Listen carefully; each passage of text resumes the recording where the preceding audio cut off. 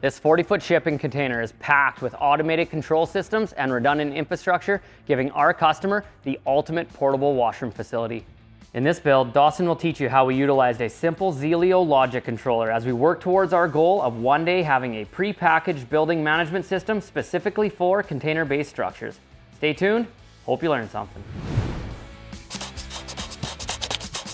Hey, I'm Dawson James. I'm the Special Projects Manager here at Container Guy, and I'm going to give you a quick overview of how our control system on this bathroom can works. This is Schneider Electric Zelio programming software. It's pretty cool. It has kind of like a simulation mode. You can program it all with like blocks. They're all logical statements, ands, ifs, nots, all that sort of stuff. And if you combine them in the right way, you can kind of make the system operate however you want. It has timers. It has pretty much everything you need to do a basic control system. So any error is going to basically pop up on the screen of the Zelio driver. So if someone's wondering why a light is flashing a certain color, you can just come in here, open this up, take a look. It will say right on there what's wrong. If you were just to use a float switch control pump directly, sometimes the float switch fails. Sometimes there's an upset condition, and then this kind of catches that and makes sure the operators are alerted to the problem. I have a programming plug. I plug it in and I go onto the module, transfer the program to the module. And now that I have it transferred, every time this thing powers up, the control system powers up and it will operate as it's intended to. We have a Zelio logic relay controller, and what it's going to do is basically take the inputs from the float switches and give you an output so that you know what's going on with the system. On the outside of the can, we have a light tree that has a red and a yellow light. That's going to give you your error and warning states. So in the case of a solid red light, that means your sewage tank is full. The system's going to be shut down. It's not going to allow any more water to pass through. You've got to drain your sewage before that light will dissipate. The next error light is a flashing red light. If you have a flashing red light, that means your lift station has a high level switch, which means the lift station isn't functioning correctly. You have to open up the lift station and clean it out. If you have a solid yellow light, that means you're low on water, so you don't have any water to feed into the system and you can't flush the toilets or use the sinks. And the final error state is going to be a flashing yellow light. That means that the nominal high switch on your lift station is stuck high and your pump might be trying to pump without any water. So that's going to basically time out the pump every X amount of time. So you want to maybe check it out, make sure that the float switch isn't stuck or something along those lines. And that's kind of like the main problems that will happen, and everything else is pretty much automated. So it will see basically all the level switches and turn off and on things accordingly to the state diagram in our control system.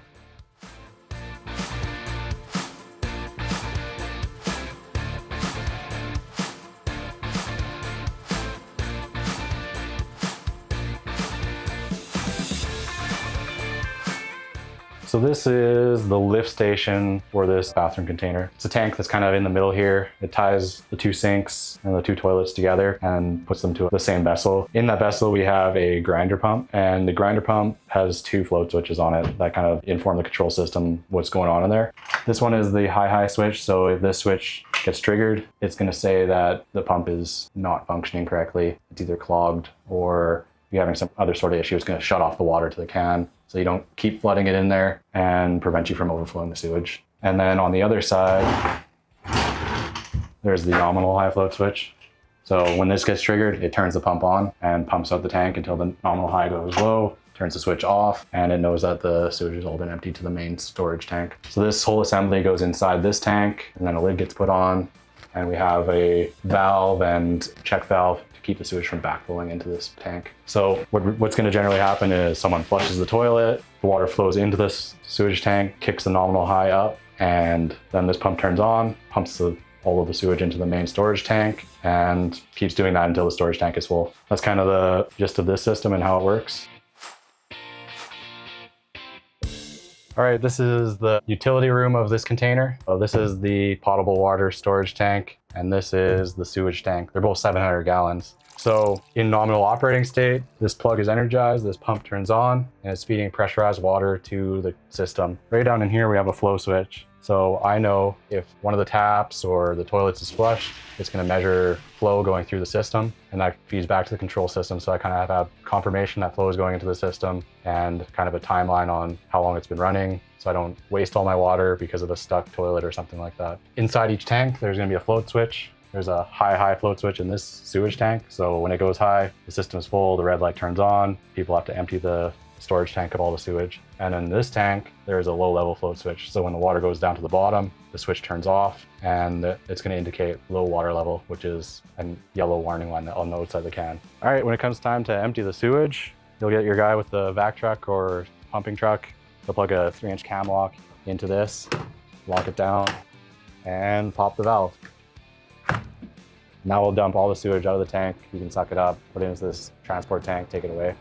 He's done. Closes this up, and it's ready to go again.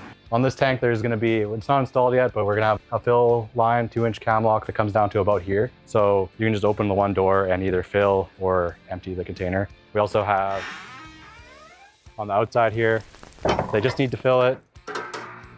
They can open the hatch, plug in their cam lock, fill it. But generally, every time you fill it, you should probably empty it just so you don't overflow the sewage tank.